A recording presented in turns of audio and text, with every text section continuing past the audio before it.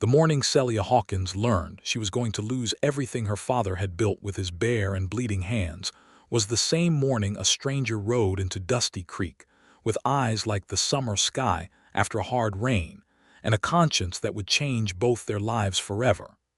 It was the autumn of 1882, and the town of Dusty Creek, Colorado sat at the edge of the high plains like a stubborn old man who refused to move out of the wind's way. The railroad had come through 2 years prior, and with it had come a certain class of opportunist, the kind who wore fine suits and spoke in smooth sentences and smiled at you while their lawyers were already drafting the paperwork to take what was yours. Celia Hawkins knew this class of man well. She had been fighting one for the better part of 6 months. Her father, Elias Hawkins, had died in the spring. A rattlesnake bite that should not have killed a man as strong as he was, but the fever had come on fast, and the nearest doctor was 2 days' ride from the Hawkins property. By the time anyone could do anything useful, Elias Hawkins was already gone, and Celia was standing alone at the edge of a grave site on the hill above the creek, holding a hymnal she could barely read through her tears, with 40 acres of land, and a cattle operation that needed a man's legal name on the deed in order to keep the bank from circling like buzzards. The law in 1882 was not gentle to women who tried to hold land on their own. Celia knew this. She had known it the moment the banker, a well-fed, self-important man named Gerald Pratt, had ridden out to offer his condolences, and in the same breath had informed her that her father's debts made the property vulnerable to foreclosure. The debts were not enormous. $430 was the number Pratt had mentioned, his eyes moving slowly around the inside of the farmhouse as though he were already measuring it for new furniture. $430, which might as well have been $4,000 given what Celia had access to. She had tried everything she could think of. She had ridden to the county seat to speak with the land registrar. She had written a letter to a lawyer in Denver that her father had known, though the response had been polite and useless.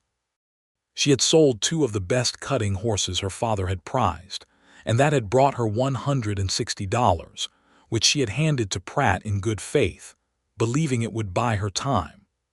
Pratt had accepted the money and then, 3 weeks later, had informed her that the remaining balance plus accumulated interest now stood at $300, and that the bank had decided to move forward with a public auction of the property.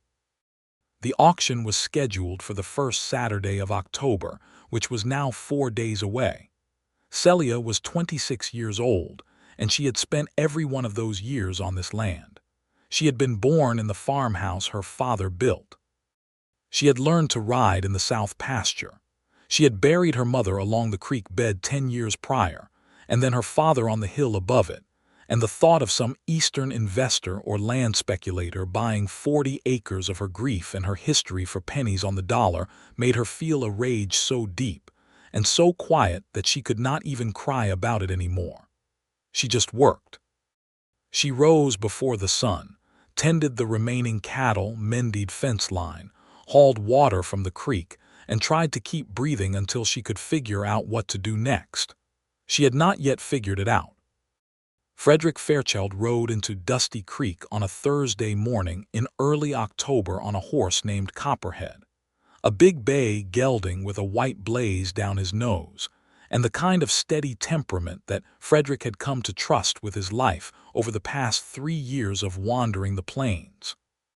Frederick was 31 years old, tall enough that his boots nearly dragged when he sat a saddle that was too small, broad across the shoulders in the way that came from honest physical labor rather than any vanity about it.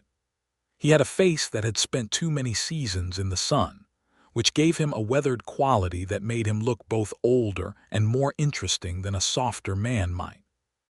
He wore a brown hat with a sweat-stained band, a duster that had seen better decades, and a pair of Colt revolvers on his belt that he had not drawn in anger since an unpleasant business in New Mexico the previous year.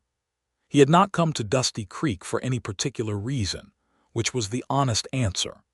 He had been drifting in the general direction of no specific destination for long enough that the habit had stopped feeling like freedom and had started feeling like something emptier. He had money saved from 18 months of trail driving for a cattle outfit in Texas, enough that he could buy land or a business, or simply keep drifting for another year if he chose. He had not yet decided what to choose. The town itself was modest. A main street with a saloon, a general store, a livery, a land office that doubled as the bank, a barber shop, a small church at the far end of the street with a hand-painted sign that read First Methodist of Dusty Creek and had clearly been repainted by someone with less artistic talent than the original painter. Frederick rode the length of the street slowly, taking it in the way he always took in a new place, noting exits and angles and the general disposition of the people moving on the boardwalks. Dusty Creek had the feel of a town that was trying to decide whether it wanted to grow or whether it was happy being exactly what it already was. He tied Copperhead at the rail outside the saloon and went inside for a meal and information, which was always his method of getting oriented in a new place. The saloon was called the Copper Penny, and it smelled of sawdust and old tobacco and the particular kind of whiskey that was not any particular brand, but simply whatever the barkeeper had managed to acquire most cheaply. Frederick ordered a plate of whatever was hot and a coffee rather than the whiskey, and he sat at a corner table where he could see the room and ate while listening to the conversations around him. There were 3 men at the bar who were talking in the low but animated tones of men who had found something interesting to discuss. Frederick ate his beans and salt pork and let their words come to him without appearing to pay attention. "Pratt's going to get those 40 acres for nothing," one of the men was saying. "Woman can't raise the money, not in 4 days she can't. Her daddy was a good man," said another. "Shame the way this is working out. Good man or not, the bank's the bank. Pratt's got the legal right to foreclose if the debt's not paid. He manufactured that debt, is what old Jennings says the interest don't add up the way Pratt's been calculating it. Nobody's going to argue accounting with Gerald Pratt and win. Man's got 3 lawyers. Frederick finished his meal and ordered another coffee and sat for a while longer. The conversation at the bar moved on to cattle prices, and whether the coming winter looked bad based on the thickness of the coat on the wild horses seen up in the hills. But the part about the woman and the 40 acres and the bank stayed with him in a way he could not quite explain and did not immediately try to. He asked the barkeeper, a wide-faced man named Corby, about a room for a few nights, and then he asked in the casual way of a man who was simply making conversation about the auction that seemed to be on people's minds. Corby leaned against the bar and crossed his arms. "Hawkins' place. Nice piece of land out along the South Creek. Elias Hawkins worked that ground for 20 years, died in the spring and left it to his daughter, and now Pratt at the bank's calling in the note." He shook his head. "The auction's Saturday. If you've got money and you're looking for land, it might interest you." "What's the girl's situation?" Frederick asked. "Celia Hawkins. She's a tough one, I'll tell you. But tough doesn't pay bankers' fees. She's been out there by herself, working that place alone, trying to scrape together what she owes. Far as I know, she's still about $300 short, and Saturday's coming fast." Frederick nodded and drank his coffee and did not say anything further about it. He went upstairs to the room he had rented and sat on the edge of the narrow bed and thought about things for a while. Then he went asleep. He dreamed of nothing in particular. In the morning he rose early and went down to the livery to check on Copperhead and to ask the stable hand, a young man of perhaps 16 with a gap-toothed grin named Willie, about the road out to the Hawkins place. He had not consciously decided to go there. He told himself he was simply exploring the area, getting a sense of the land, which was something he did in any new place. It was not entirely a lie.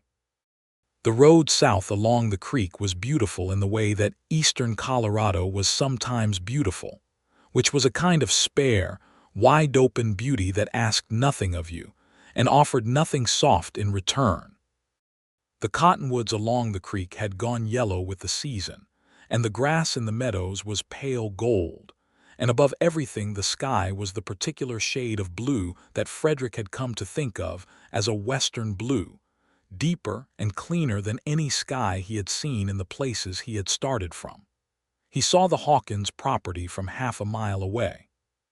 The farmhouse was modest but well-maintained, a board and batten structure with a covered porch and a kitchen garden that had been put to bed for the winter in neat rows.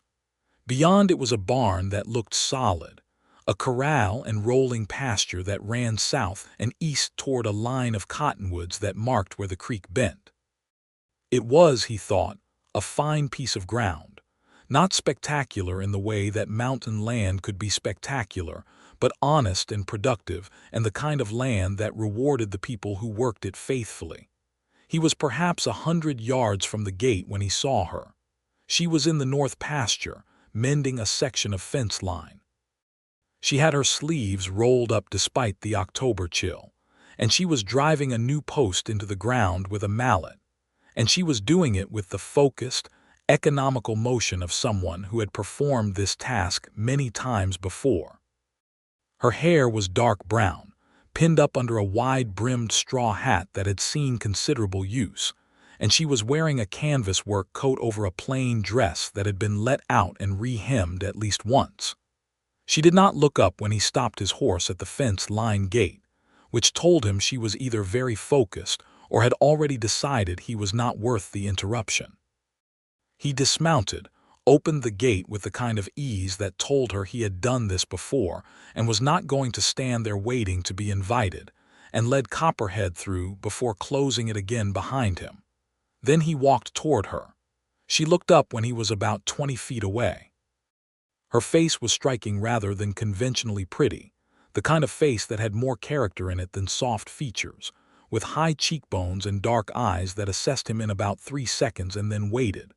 There was something around her eyes that looked like exhaustion held carefully in check, the exhaustion of someone who had not slept enough in a long time but had decided that feeling sorry about it was not a useful occupation. "Can I help you?" she said. Her voice was clear and direct. She had not put the mallet down. "I heard in town there's an auction Saturday," Frederick said. "On this property. I rode out to have a look at the land." She did not look away from him. "Most people who want to look at the land they're planning to bid on wait for auction day." "I'm not most people," he said. "No," she said slowly. "I suppose you're not." She looked at him for another moment and then went back to the fence post, driving at the remaining 2 inches it needed with 3 precise blows that did not waste a single motion. Then she dusted her gloves against her coat and turned to face him properly. "Celia Hawkins," she said. "Frederick Fairchild." She nodded as though his name confirmed something she had already suspected, though what that could be he did not know. "Well, Mr. Fairchild, you can look at whatever you like. The land's real. The creek runs year-round. The south pasture's the best grazing, and the north meadow floods some in spring, but the drainage has improved since my father cut a new ditch 3 years back. The barn's solid, the house is sound, and the cattle that are left are healthy stock, though there are fewer of them than there used to be." She picked up the remaining tools and put them in the wheelbarrow she had been pushing along the fence line. "If that's what you needed to know, I've told you." "That's helpful," he said. "What are the boundaries?" she told him. She walked him along the fence line and described the property the way someone describes something they have memorized, not because they studied it, but because they have lived it every day, the specific places where the creek bent, and where the soil changed, and where the winter wind came from, and how it affected the north-facing slopes. She talked about the land the way you talk about something you love, with a precision that did not hide the love but carried it inside every fact. Frederick walked beside her and listened and said very little. He was not performing disinterest. He was genuinely listening, both to what she said and to what was underneath it, which was the sound of someone describing a thing they could not bear to lose. They ended up at the gate of the corral, where 3 cows and a bull stood looking at them with the placid authority of animals who have decided that human beings are mostly harmless. Celia leaned against the top rail and looked out over the pasture toward the creek, and for a moment she forgot he was standing beside her, or perhaps she simply decided to stop pretending he wasn't. "Are you going to bid on it?" she asked. Her voice was even, but he could hear what the question cost her. "I don't know yet," he said honestly. She looked at him sideways. "That's a strange thing to say. It's a strange situation." She was quiet for a moment, then she said, "My father built this place from nothing. He broke the ground himself in 1862. I was born in that house. My mother's buried by the creek." She stopped, not because she had run out of things to say, but because she had decided that the things she had left to say were too many and too large for the present circumstances. "I'm sorry," Frederick said. She looked at him, and he had the feeling she was deciding whether his sorry was the kind that meant anything or the kind that was just a reflex. "So am I," she said finally. He stayed for the better part of 2 hours. She did not invite him in for coffee, which he respected, and he did not push for it. He helped her finish the section of fence she had been working on, which she allowed without comment, and when he was done, she evaluated his work with the critical eye of someone who knows fence and had to acknowledge, with a small nod, that it was adequate. He had the impression that adequate was high praise from Celia Hawkins. When he finally mounted Copperhead to ride back to town, she stood at the gate and watched him. "Mr. Fairchild," she said when he had turned the horse. He looked back.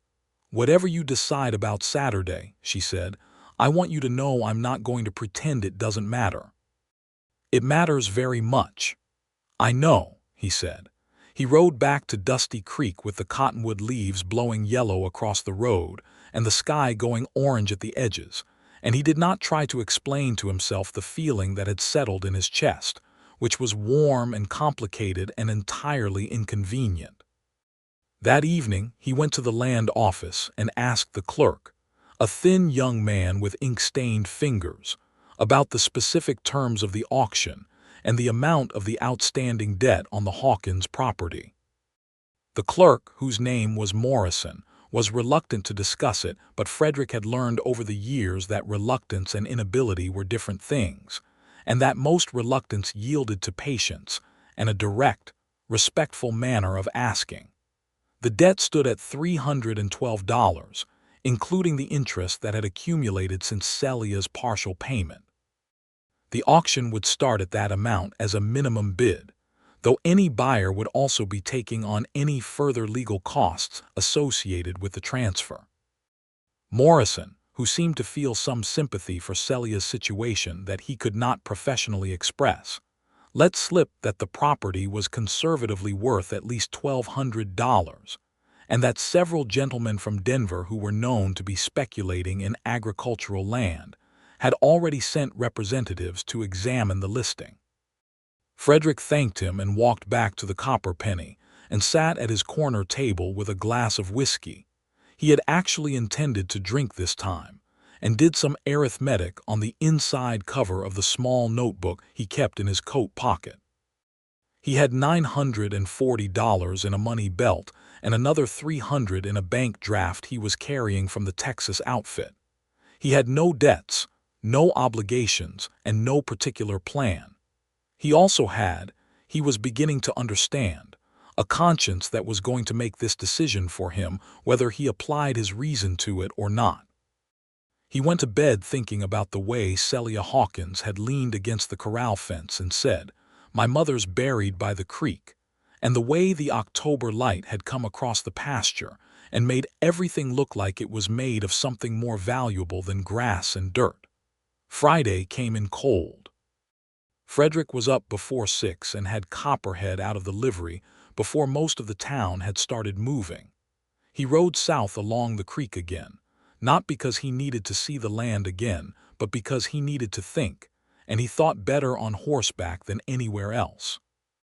He had been moving for 3 years since his partner in a ranching venture in New Mexico had turned out to be the kind of man who believed that what was his and what was his partner's were more or less the same thing, and the legal untangling of that situation had cost Frederick not just money, but the better part of a year, and the particular kind of trust that you extended to people you thought you knew.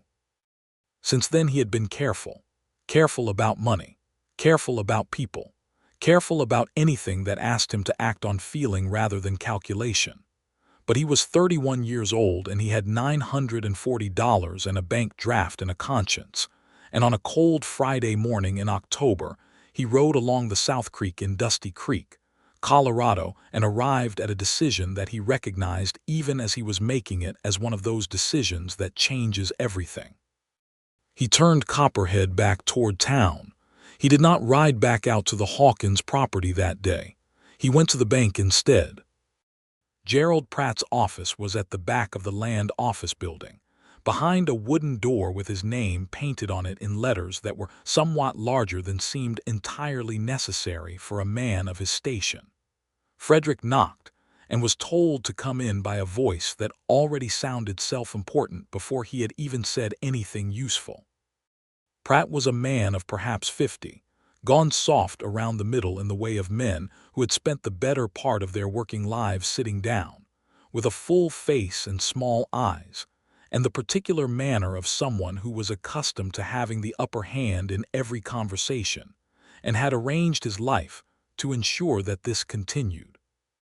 He looked at Frederick with an expression that tried to be welcoming and landed somewhere closer to calculating.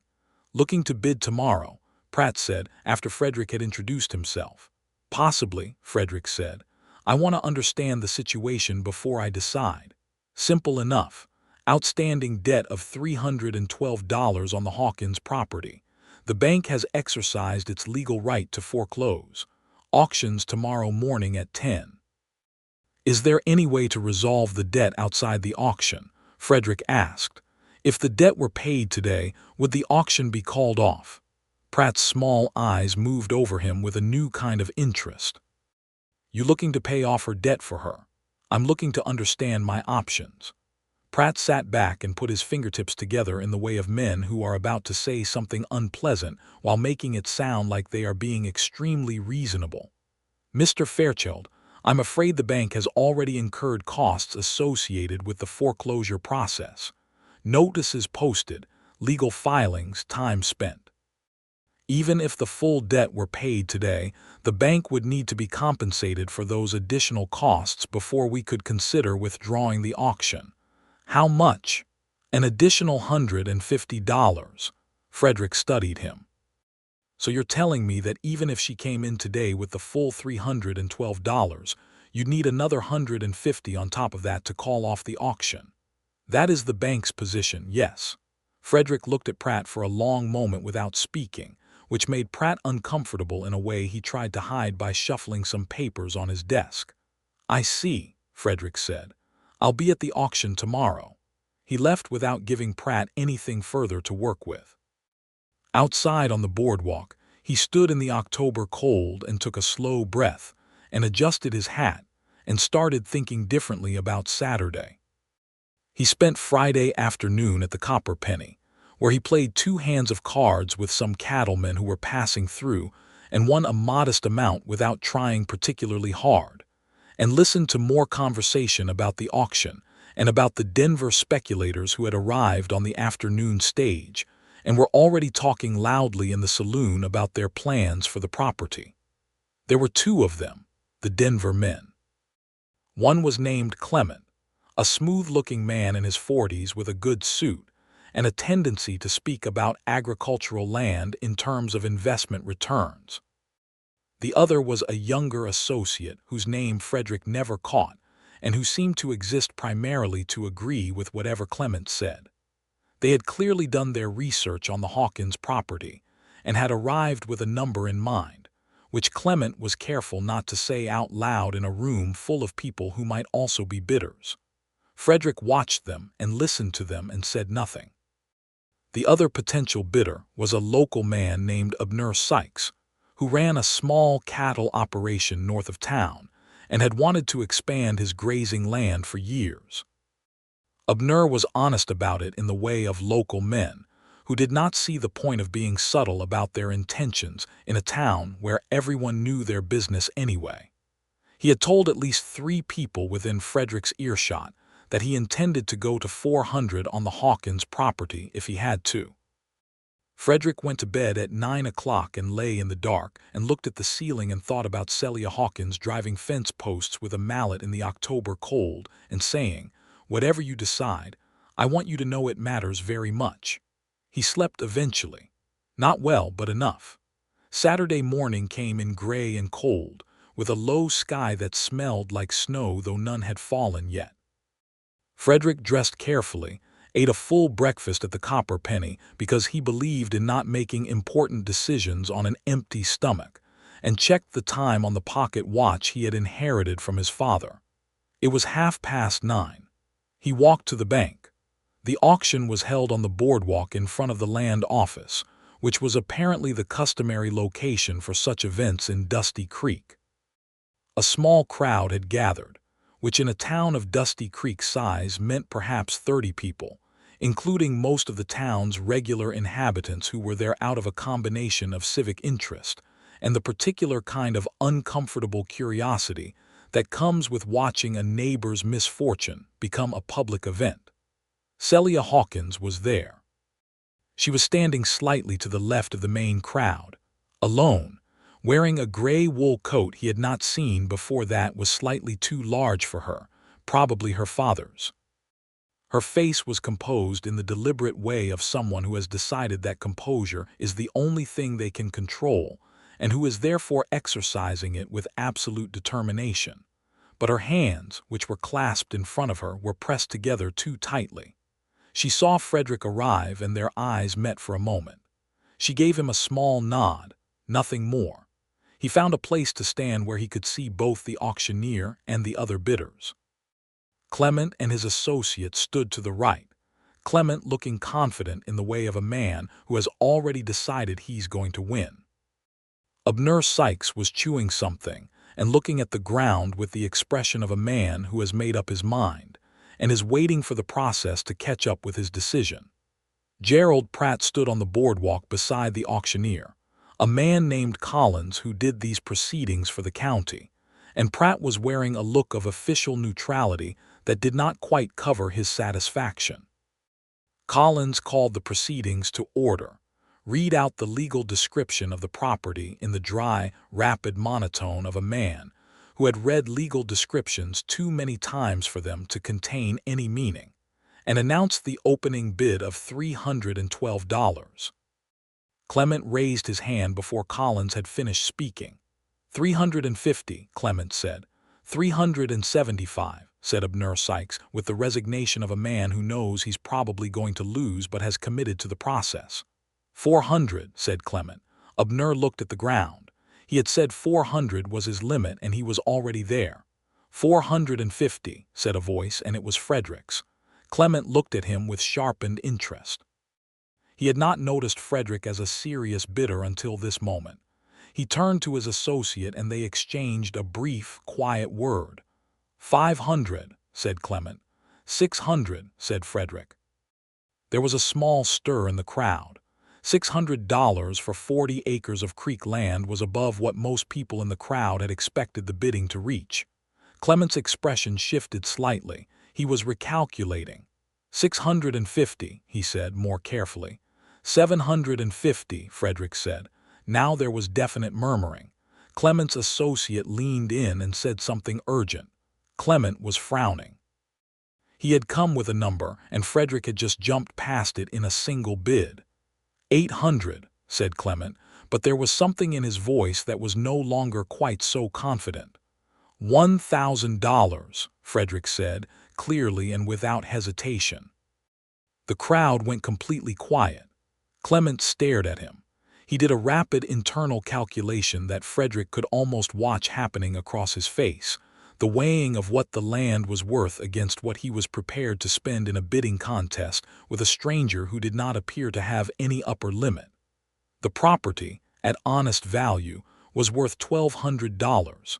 At $1,000 it was still a sound investment. But Clement was the kind of man who did not like being pushed, and being pushed past his comfortable number by someone he did not know and could not assess was enough to make him hesitate. Collins was waiting. Clement shook his head by about a quarter of an inch, which was enough. $1,000, Collins announced. Going once, going twice. He looked at the crowd. No one moved. Sold to Mr. Frederick Fairchild. The crowd exhaled. Several conversations started at once. Clement said something to his associate in a low, irritated voice, and they began moving away from the crowd. Abner Sykes shook his head at his own boots and walked off toward the saloon. Frederick looked at Celia. She was standing completely still, her hands still pressed together, her face completely unreadable in a way that he suspected cost her enormous effort. She met his eyes, and what was in her eyes was something complicated and raw and carefully held back, and he understood that she did not yet know what he intended to do. He walked toward her through the dispersing crowd. Collins was already beginning the paperwork with Gerald Pratt, who looked neither pleased nor displeased, having gotten his money and presumably his additional fees, though Frederick had ultimately outbid the man significantly enough that whatever Pratt had expected the property to sell for had been considerably exceeded. Celia stood her ground as Frederick approached. She lifted her chin slightly, in the manner of someone who is bracing for something. "Mr. Fairchild," she said. "Miss Hawkins," he said. "Can we walk somewhere, away from the crowd?" She studied him for a moment. Then she nodded. They walked without speaking to the end of the main street where the buildings stopped and the road became just a dirt track heading out toward the plains, and the October wind came across without anything to stop it and pushed at their coats. The crowd behind them had entirely dispersed. They were, to all practical purposes, alone.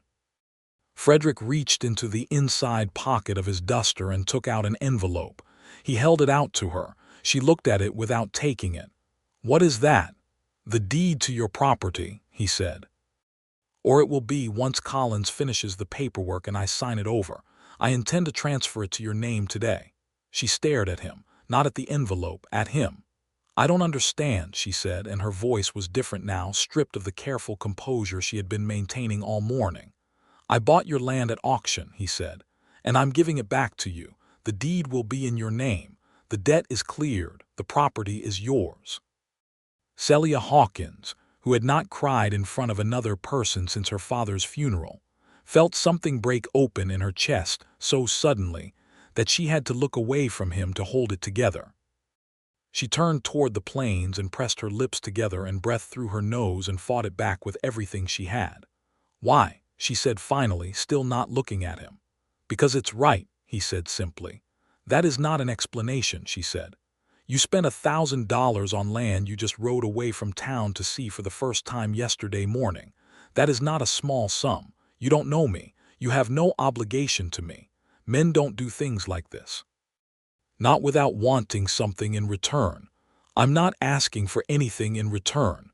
She turned back to face him then. Her dark eyes were bright with something she was not going to let fall, not in front of a stranger, not on Main Street, not today. "You are either the most foolish man I have ever met or the best one," she said, "and I genuinely cannot tell which." He almost smiled. "Give it time," he said. "You'll figure it out." She looked at him for a long moment. Then she took the envelope. The paperwork took the better part of the afternoon. Collins was thorough, if slow, and Gerald Pratt made a number of small procedural observations throughout the process that were clearly intended to delay or complicate, none of which ultimately had any effect because Frederick had spent enough time dealing with legal and financial situations over the past decade to know precisely when a man was stalling and precisely what to do about it, which was to be more patient and more methodical than the man doing the stalling, and to not give him any angle of attack. By 4 o'clock in the afternoon, the deed to the Hawkins property had been properly transferred, with Frederick as the purchaser, and then immediately as the transferring party, to Celia Elaine Hawkins, as sole owner, with all debts cleared. Collins looked mildly impressed that it had all been done correctly. Pratt looked like a man who had gotten his money and was trying not to look like he had also hoped for something else.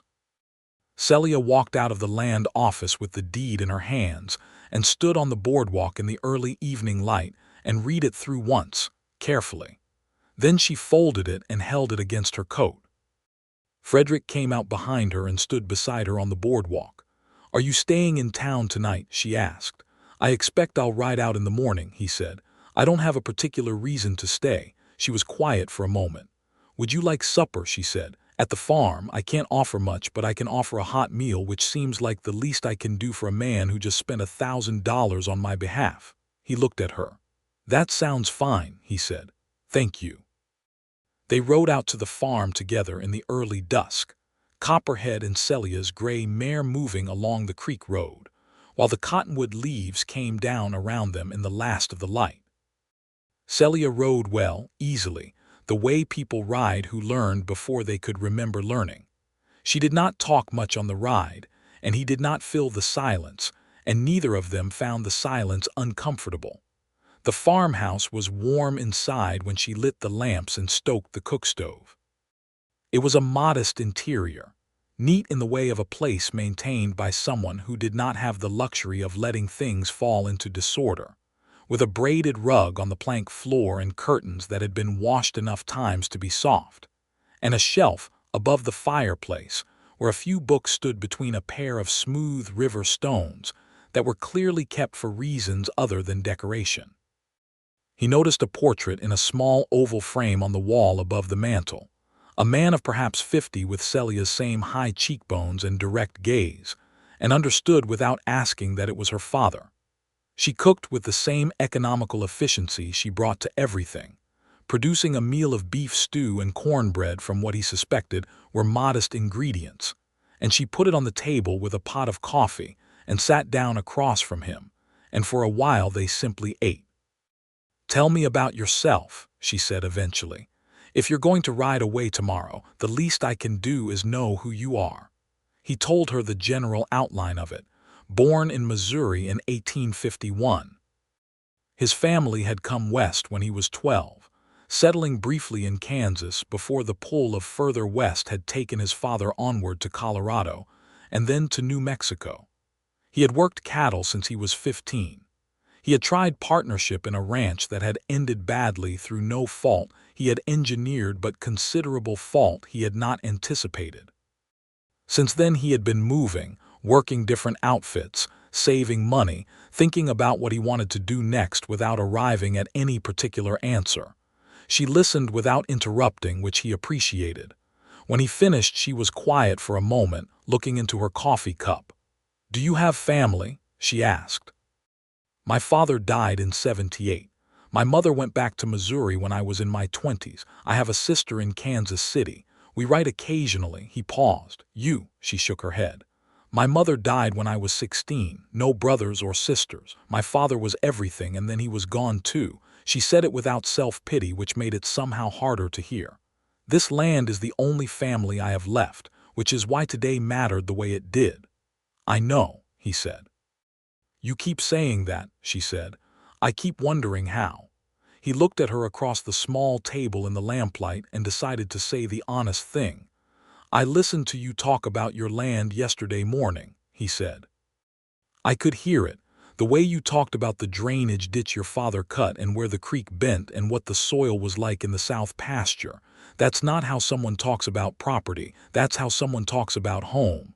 She was very still for a moment. "And that was enough," she said quietly, "to make you spend $1,000. That," he said, "and the fact that what was happening to you was wrong. A man using the law like a blunt instrument to take something he has no moral right to take because he can, legally, even if he shouldn't. I've seen that kind of thing before, and I've walked past it before, and I'm not particularly proud of that." Celia looked at him steadily. "You are not a particularly ordinary man, Mr. Fairchild. I've been accused of worse," he said. Something shifted in her expression then, some small warming that she might not have intended to show. "Would you like more coffee?" she said. "I would," he said. They talked for another 2 hours. It started with him asking about the cattle operation, and she answered that, and then the conversation moved, the way conversations do when two people are discovering that they find each other interesting, into other territory. She had been to Denver once, when she was 19, and she had found it overwhelming and a little disappointing, all the noise and the smells, and the sense that everyone was in a great hurry to do something that none of them could have described if pressed. She had read widely, borrowing books from the Dusty Creek Lending Library, and from anyone in town who had something she had not yet read. She had opinions about James Fenimore Cooper that were pointed and specific, and which Frederick found himself largely agreeing with. She wanted to increase the cattle operation, had plans for it that she had discussed with her father before his death, a program of selective breeding that would improve the quality of the stock over 5 years if it was done right. And she described these plans with the clarity of someone who had been thinking about them long enough to have worked out the details. He found himself watching her face as she talked, the way the lamplight moved across it, and the way she gestured sometimes when she was making a point she felt strongly about, a quick, precise motion of one hand that underscored rather than embellished. He found himself not wanting the evening to end. At 9:30 she looked at the clock on the mantel and then at him with a kind of mild surprise, as though she had not realized how much time had passed. "I don't usually let the evening go this late," she said. "I'm up before 5. "I should let you sleep," he said and stood. "Thank you for supper. It was very good." She walked him to the door. Outside, the night was cold and clear, the stars dense and very bright the way they were only when you were a long way from any significant settlement, and Copperhead was standing at the hitching post in the yard with the patient dignity of a horse who has learned to wait. "Mr. Fairchild," Celia said from the doorway. He turned. "Are you certain you have to ride out tomorrow?" she said. It cost her something to ask it, he could tell, because Celia Hawkins was not the kind of woman who admitted to wanting things easily. He looked at her in the doorway in the lamplight from inside the house, and the October stars above, and the yellow cottonwoods pale in the darkness along the creek. "I hadn't decided one way or the other," he said. "I was waiting to see if there was a reason to stay." She held his gaze for a moment. "There is work enough for 2 here," she said carefully.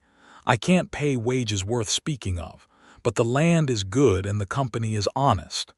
"That's more than most places offer," he said. She nodded very slightly. "Then perhaps you might stay a few days and see how it suits." He untied Copperhead from the hitching post and led him toward the barn, and she watched him from the doorway. "Good night, Miss Hawkins," he said over his shoulder. "Good night, Mr. Fairchild," she said, and went inside and closed the door. He slept in the barn on a clean pile of hay, with Copperhead in the adjacent stall, and the October cold held outside the barn walls, and he stared at the dark ceiling and felt something he had not felt in quite some time, which was the sense of being exactly where he was supposed to be. He stayed 3 days, and then 3 more. And then a week had passed, and the question of leaving had become theoretical rather than actual. He worked hard.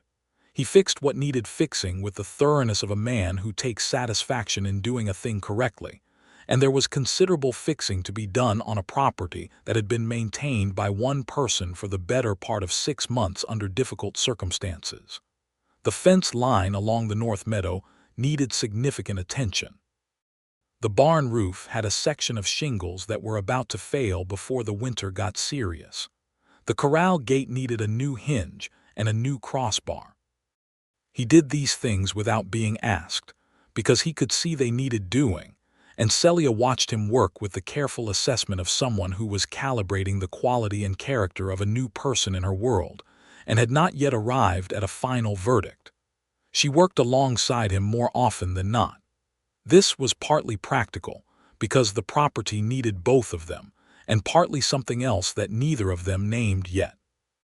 They worked well together in a way that was surprising and also not surprising. They did not argue about method. They asked each other's opinion when there was a decision to be made, and they listened to the answer.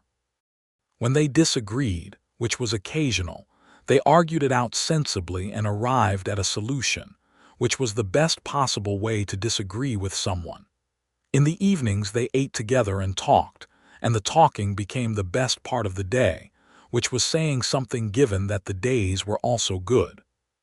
He told her more about New Mexico, the whole story rather than the outline, including the part about his former partner that had left him with a wariness about trusting people that he was beginning to realize had made him lonelier than he had admitted to himself. She listened without interruption and without judgment, which was a particular gift, and when he finished she said only, "That sounds like something that would take a long time to get past," and the simple accuracy of that was more helpful than any amount of sympathy or advice would have been.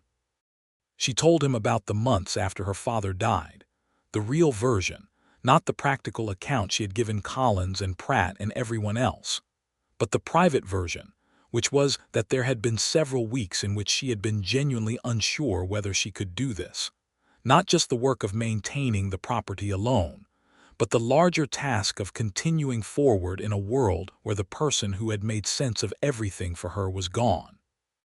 She had kept going because stopping was not in her nature, but she wanted him to know that it had not been easy and that she had not found it easy. He looked at her when she finished and said, "I think the fact that you kept going is the most impressive thing I've heard about anyone in a long time." She looked at the fire and said, "It wasn't impressive, it was just necessary." "Most impressive things are," he said. She looked at him then, and there was something in her expression that was different from every previous expression she had turned in his direction, something that was more open and more direct and more vulnerable than she usually allowed herself to be, and Frederick felt the full weight of it settle somewhere in his chest and stay there.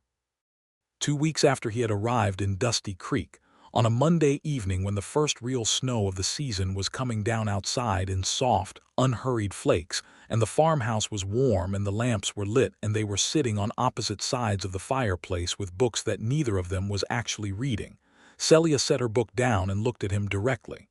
"I need to ask you something," she said, "and I need you to answer honestly." "All right," he said. "Why are you still here?" He set his own book down. "Because I want to be." She studied him. "That's simple." "Yes." "Is it more than that?" He looked at her for a moment. He was not a man who arrived at things like this easily or quickly. He had spent 3 years on the move specifically because arriving at things had become difficult. But sitting across from Celia Hawkins in the firelight with snow coming down outside, with 2 weeks of working beside her and talking to her, and watching her handle everything that came at her with honesty and competence and a particular kind of quiet grace, he found that the thing he had been circling around for the past 14 days was not actually complicated at all. He had just been taking his time approaching it because he understood, instinctively, that it mattered. "Yes," he said.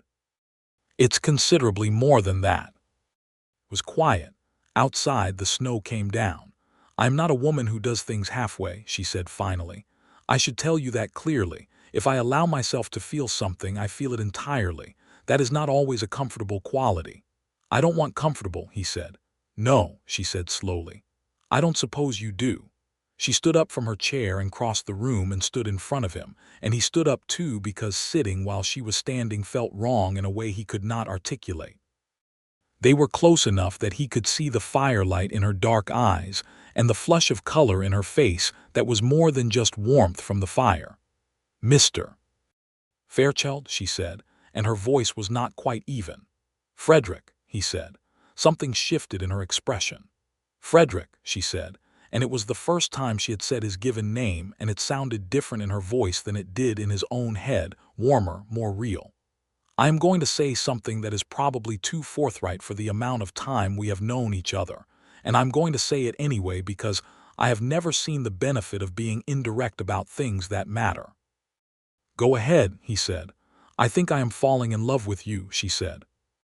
"And that terrifies me considerably, given that 2 weeks ago I did not know you existed and you have every practical reason in the world to ride on when spring comes, and I am not the kind of person who survives things by half measures." He looked at her for a moment. Then he said, "I am not going to ride on when spring comes." "You don't know that," she said. "I do know that," he said. "Because I am also falling in love with you. And I have been since you drove fence posts in the October cold and refused to put the mallet down when a stranger rode up. and I am not a man who walks away from things that matter." She exhaled, a long breath that released something she had been holding carefully for a while. Then she reached out and took his hand, and he closed his fingers around hers, and they stood there in the warm room with the snow falling outside, and neither of them said anything else because what needed to be said had been said. When he kissed her, it was careful and honest and completely without pretense, which was the only kind of thing either of them had any patience for. Winter came in earnest after that, and with it came the particular closeness of two people sharing a life in a small space during cold months, which is one of the most effective tests of whether two people actually suit each other or whether they have simply been enjoying fine weather. They passed the test thoroughly. Frederick wrote to the county land registrar about formally adding his name alongside Celia's on the deed, not to replace her ownership, but to stand beside it, which was a legal distinction that mattered to him, and which she understood immediately and clearly appreciated. The registrar, a different man from young Morrison, was dubious about the arrangement but found no legal objection to it. There was a morning in December when Celia came in from the barn early, before breakfast, and found Frederick at the kitchen table with a letter in front of him and a complicated expression on his face. The letter was from his sister in Kansas City. Their mother had taken ill in the autumn, and the sister was managing it alone and had written to ask if Frederick was in any position to send money or to come. He looked up when Celia came in, and she read his face before he said anything. "What's happened?" she said. He told her. She listened, then she went to the fire and poured 2 cups of coffee and put one in front of him and sat down. "How much does she need?" she asked. "She hasn't said specifically. The tone of the letter suggests it's significant." Celia was quiet for a moment. "Can you send money?" "Yes, I have enough." He had used $1,000 at the auction, but his bank draft of $300 and the smaller amount he had kept separately from his savings meant he had savings enough for a reasonable emergency.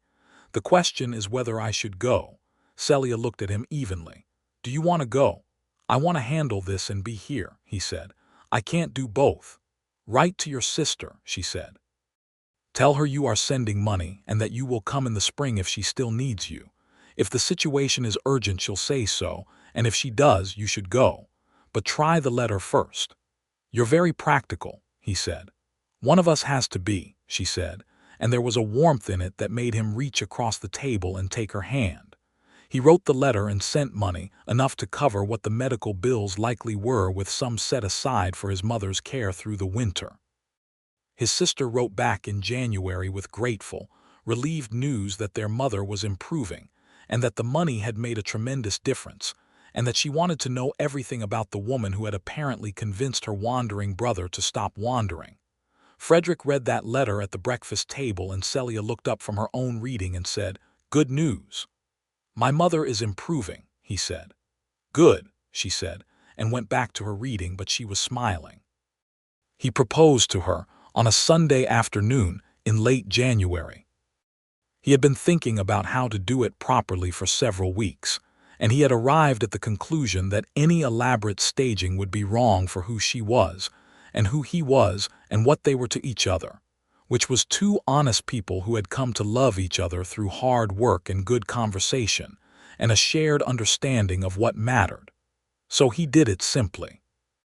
They were walking the fence line of the south pasture, checking for winter damage the way they did periodically through the cold months, and the sky was the particular pale blue of a clear January afternoon, and the snow on the ground was packed and sparkling. He stopped walking, and she walked another few steps before she noticed and turned to look at him. "Will you marry me?" he said. Celia looked at him for a moment. The January wind moved through her hair where it was coming loose from under her hat. Her dark eyes were clear and warm and completely direct, the way they always were when she was saying something she meant completely. "Yes," she said, "I will." He crossed the distance between them, and she put her hands on either side of his face and kissed him in the January cold and the sparkling snow. And somewhere along the creek, a jay called out in the cottonwoods, and the bay gelding watched them from the fence line with dignified disinterest. They were married in March, at the First Methodist of Dusty Creek, by a minister named Reverend Alderman, who had clearly been told the general outline of their story by about 15 different people in town, and seemed genuinely moved to be presiding over it. The town turned out for it with a warmth that surprised Frederick and did not entirely surprise Celia, who knew that Dusty Creek had a complicated relationship with what had happened at the auction, and that many people in town had felt considerable guilt about not being able to do anything to help her, and that seeing the situation resolve itself as it had gave the entire community a sense of relief that expressed itself as genuine celebration. Corby from the Copper Penny brought a bottle of good whiskey. Willie from the livery stable came in a suit that was clearly borrowed and slightly too short. Old Jennings, who had been the most vocal about the injustice of Pratt's treatment of the Hawkins debt, gave a speech at the small celebration afterward that went considerably longer than anyone had planned for, but that was so genuinely heartfelt that no one had the will to cut it short. Gerald Pratt did not come to the wedding. No one mentioned this, and no one needed to. Celia wore a cream-colored dress that she had made herself with help from the seamstress in town, a woman named Mrs. Pelletier, and she wore her dark hair up with small white wildflowers in it that she had pressed and dried from the previous summer's creek bank. Frederick wore his good shirt and a borrowed jacket, and a new hat that he had bought specifically for the occasion, which Celia had noticed and said nothing about except to look at him for a moment with a small smile that told him she had noticed. When Reverend Alderman pronounced them married and Frederick kissed his bride, the small crowd in the church made a noise that was more genuine than ceremonial, and Celia, who had been determined to remain entirely composed throughout the proceedings, did not quite manage it for the last 2 minutes, which was entirely allowable. Spring came to Dusty Creek with the usual combination of mud and glory that marked the season in eastern Colorado, and with the spring came the full reality of their life together, which was demanding and good, and entirely what both of them had, in different ways, spent a long time looking for. Frederick threw himself into the expansion of the cattle operation with a skill and energy that Celia had suspected he possessed, but had not quite seen at full expression. He knew cattle in the practical, intuitive way of a man who had worked them his whole life, and the breeding program she had designed over years of thinking about it benefited enormously from his input and from the physical capacity of a second skilled pair of hands. They added 8 head in the spring, and he rode 3 days to negotiate the purchase of a bull from an outfit south of Pueblo, whose stock had a reputation for quality that proved entirely deserved. They hired a hand in May. His name was Domingo Vega, and he was 23 years old, and he had come north from New Mexico looking for work with a skill set that quickly made itself apparent and a quiet steadiness that Frederick recognized and valued in a person. Celia was more cautious, initially, in the way of someone who has had the responsibility of a property on their own long enough to be deliberate about who they bring into the operation of it. But within 3 weeks, she had reached a verdict that was entirely positive, and Domingo was established as part of the working life of the Hawkins Fairchild place, as people in town had begun calling it, though Celia sometimes still referred to it as the Hawkins place with a softness in her voice when she said it. And Frederick never corrected her, because he understood what was in the name. In July, Celia told Frederick early in the morning before he had finished his first cup of coffee that she was expecting a child. He put the cup down and looked at her, and the feeling that came over him was so complete and so large that it took him a moment to locate any words inside it. When he managed. February, I think, she said. She was watching his face with the careful attention she gave to things that mattered enormously. Are you all right? I'm very well, he said. I'm extremely well. He stood up and crossed the kitchen and put his arms around her, and she leaned into him, and they stood there for a long moment in the morning light. I wasn't certain how you'd feel, she said against his shoulder. How could you not be certain, he said. Because certainty is earned, she said, And sometimes you earn it by watching someone's face when they hear news like this. "What did you see?" he asked. She pulled back and looked at him. Her dark eyes were warm and a little bright. "Everything I needed to," she said. The autumn of 1883 was beautiful in Dusty Creek, clear and golden, and long before the cold came in. And the cattle operation was by every measure ahead of where it had been a year prior.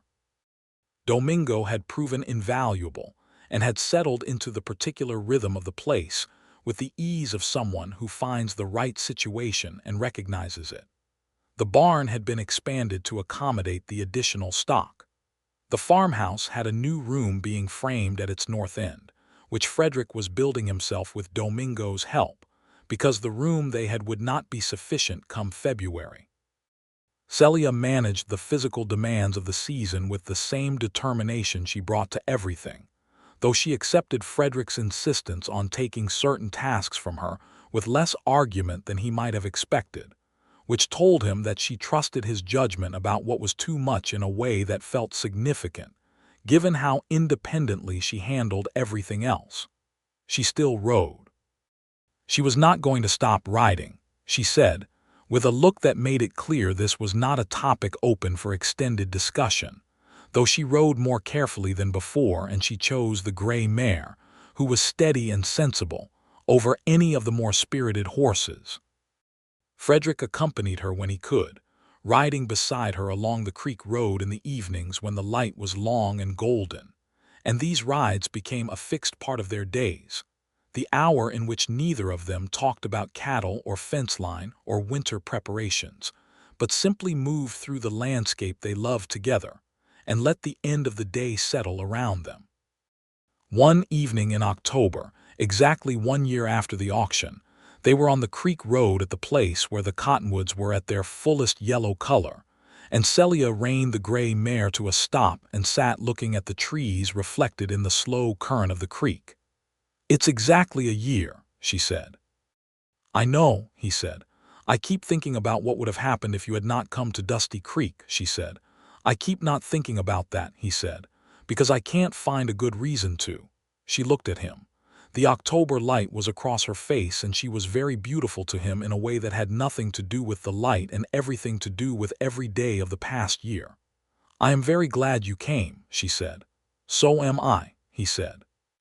She reached across the space between their horses and took his hand, and he held it there in the yellow October afternoon above the creek, and they stayed like that for a while before riding back to the farmhouse, where the lamps were lit, and the cook stove was warm, and Domingo was somewhere in the barn, and the world was right in all the ways it was possible for a world to be right. Their son was born on the 14th of February, 1884.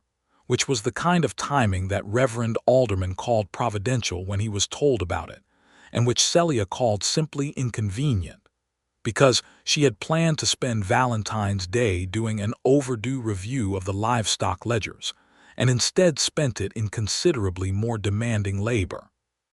But the boy arrived healthy and loud, delivered by the town doctor, a capable woman named Dr. Agnes Webb, who had been practicing in Dusty Creek for 3 years, and who gave both mother and child a clean bill of health within the hour.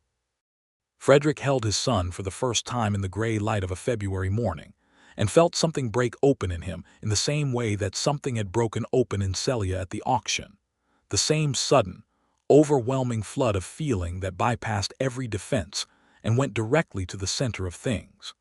The baby was small and red-faced and furious about the general situation, which Frederick found entirely understandable given the circumstances of his arrival.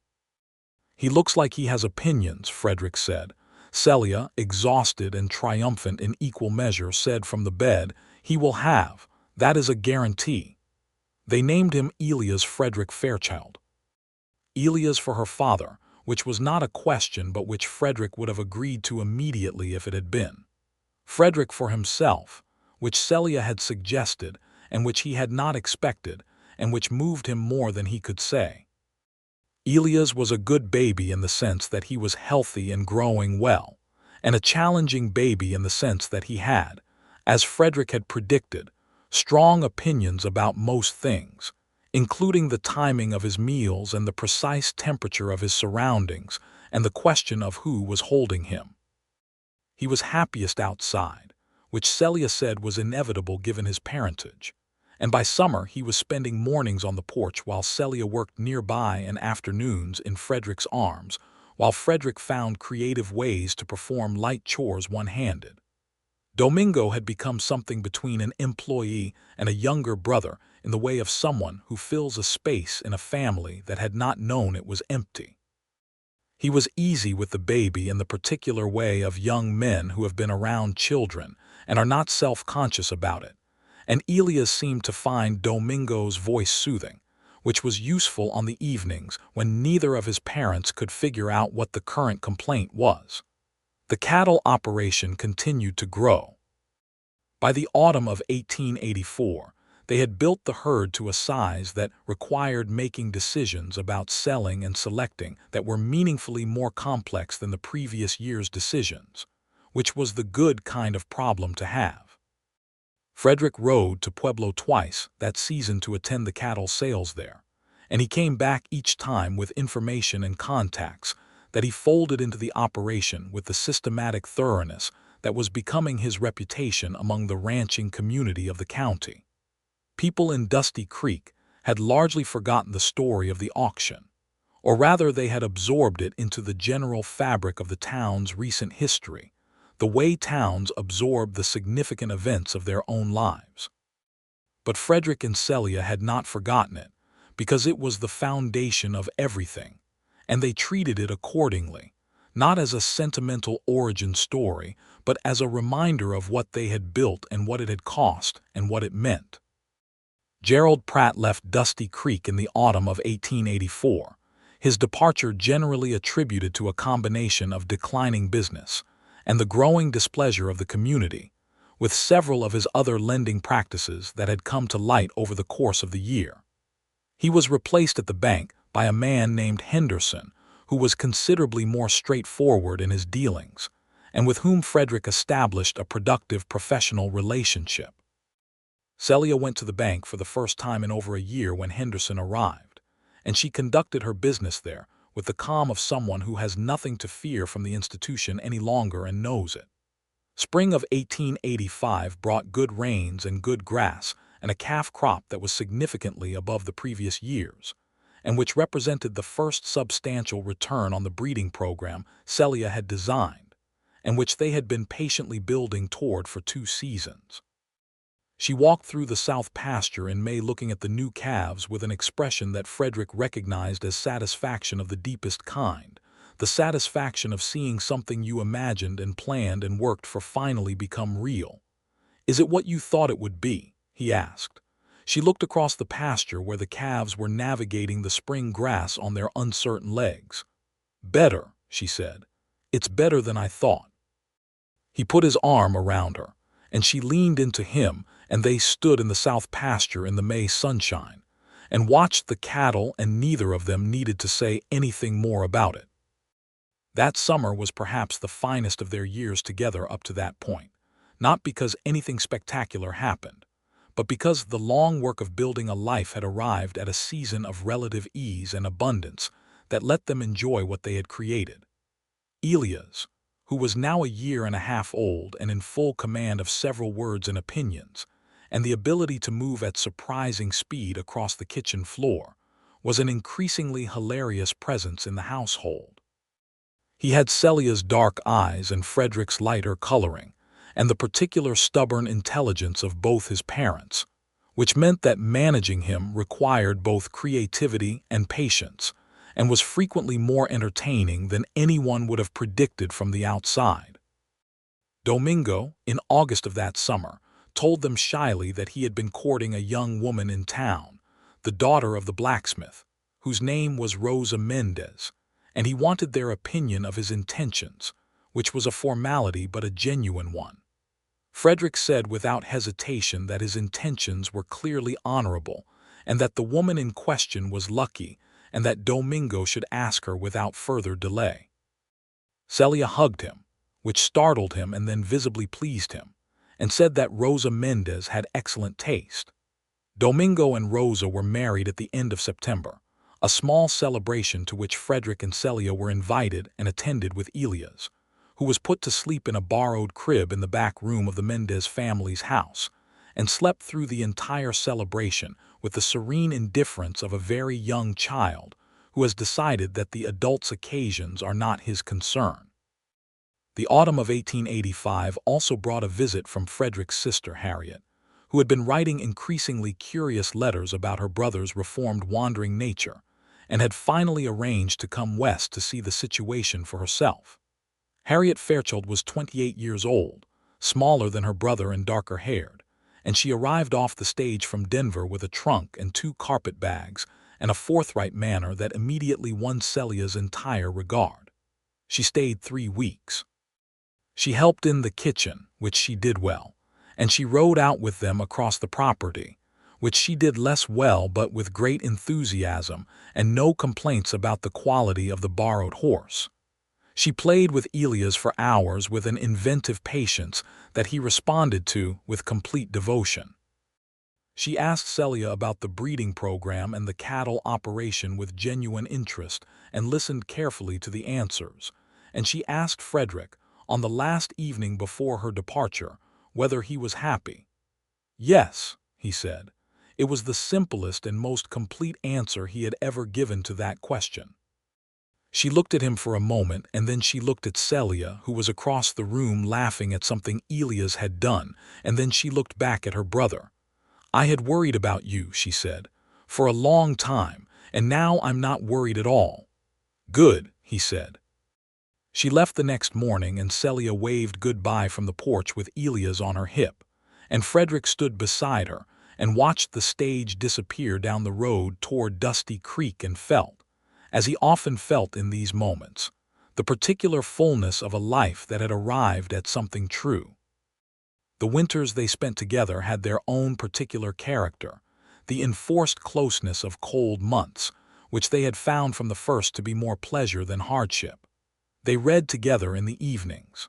Frederick had developed, under Celia's influence, a reading habit that was broader than his previous one, and she had developed under his a taste for outdoor pursuits in temperatures she would previously have avoided.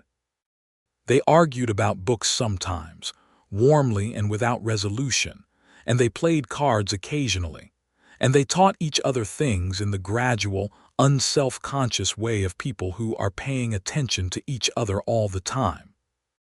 Elias learned to walk in the spring of his 2nd year, and to speak in full sentences by his 3rd birthday, and the sentences he produced were frequently of a philosophical character that sent both his parents into helpless laughter when he was not present to observe it. By the spring of 1886, Celia told Frederick, with the particular combination of pragmatic matter-of-factness and barely suppressed joy that was entirely her own, that Elias was going to have a sibling. This time Frederick was not surprised, and was able to receive the information with less of the stunned quality of the first announcement, which meant he could simply be glad immediately and completely, which he was. He said so, and she looked at him with the dark eyes that he had been looking at for 4 years now, and which still affected him in a way that had not diminished, and that he expected would not, and she said, "Good. I was counting on it." Their daughter arrived in October of 1886, several weeks ahead of when they had expected her, which was a challenging few hours until Dr. Webb arrived and managed everything with her usual competent calm. The girl was small but fierce, with Celia's coloring and a voice that left no one in any doubt about her opinions from her very first minutes in the world.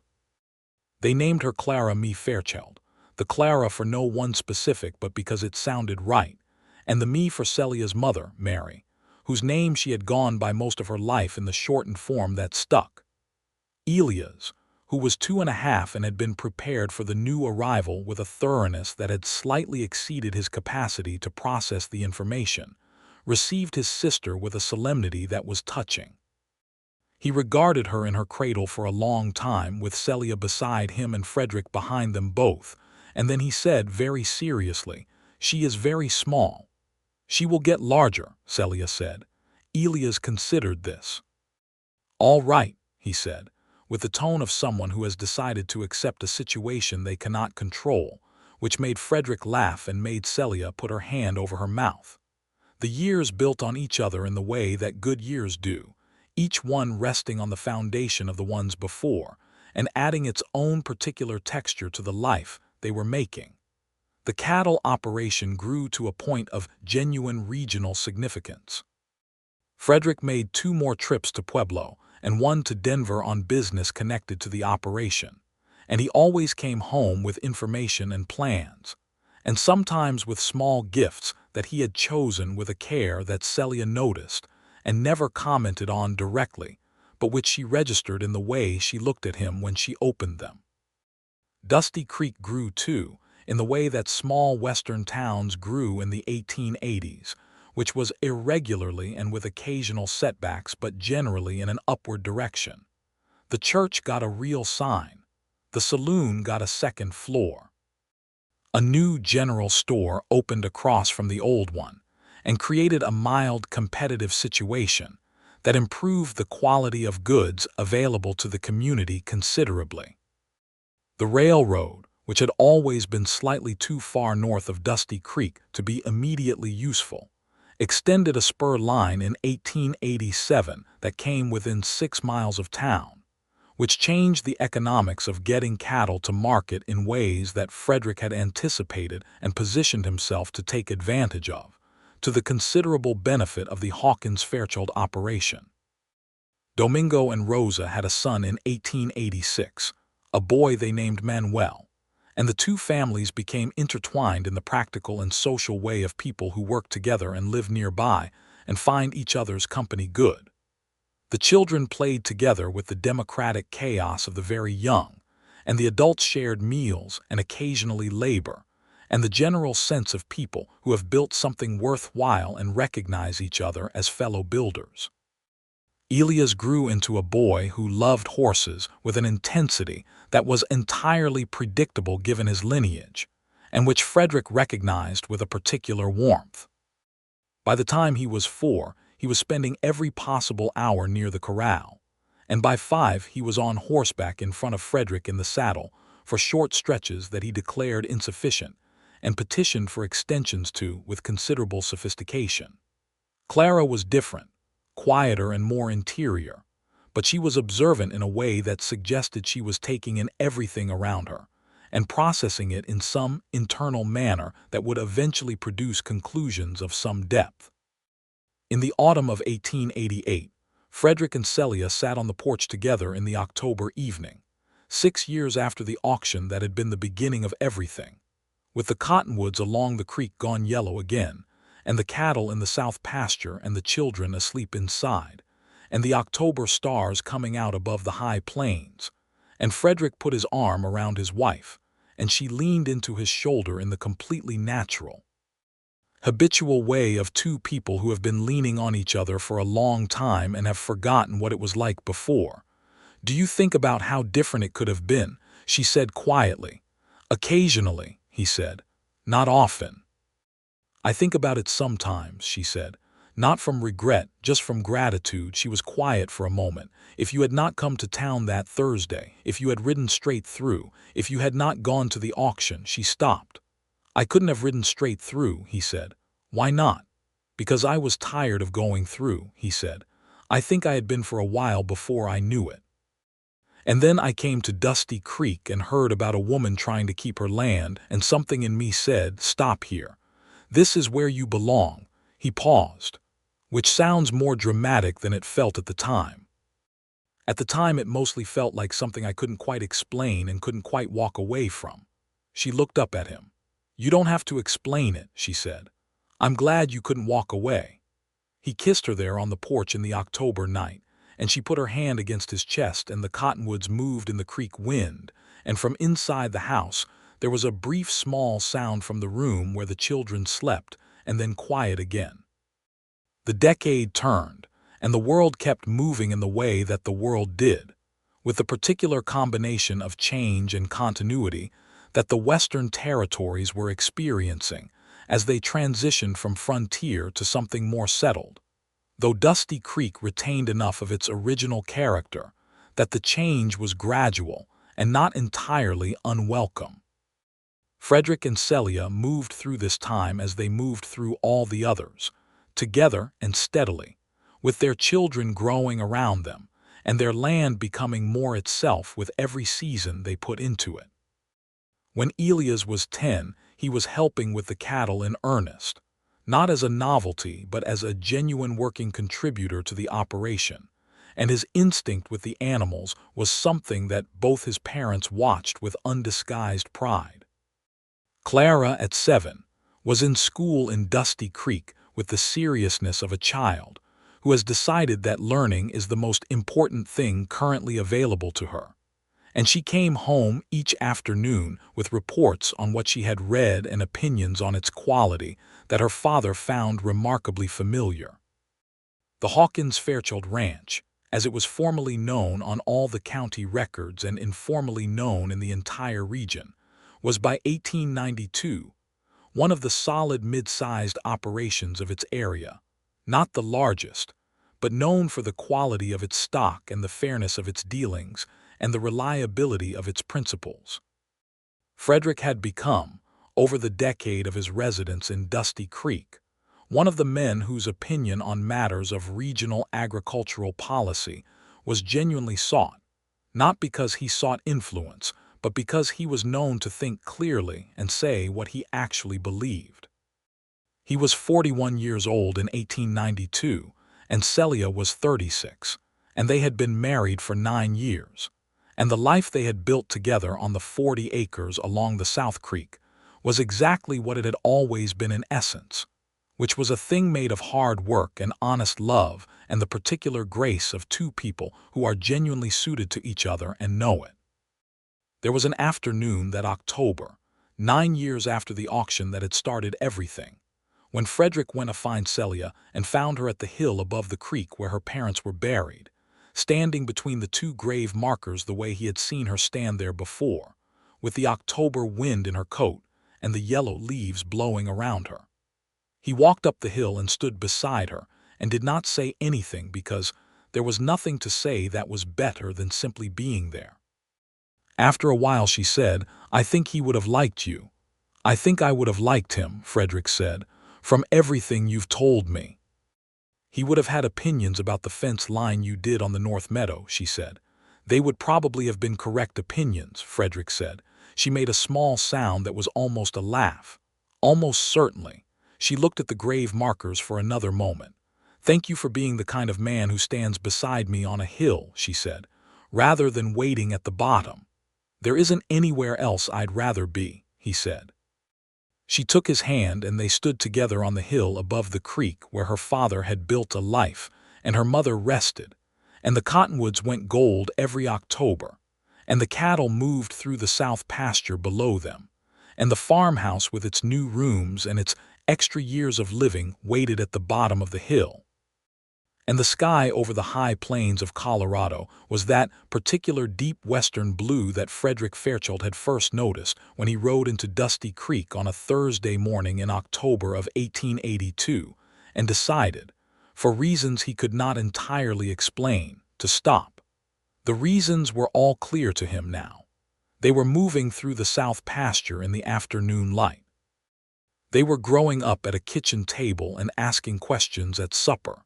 They were standing beside him on a hill in the October wind with dark eyes and a hand in his that he had no intention of letting go.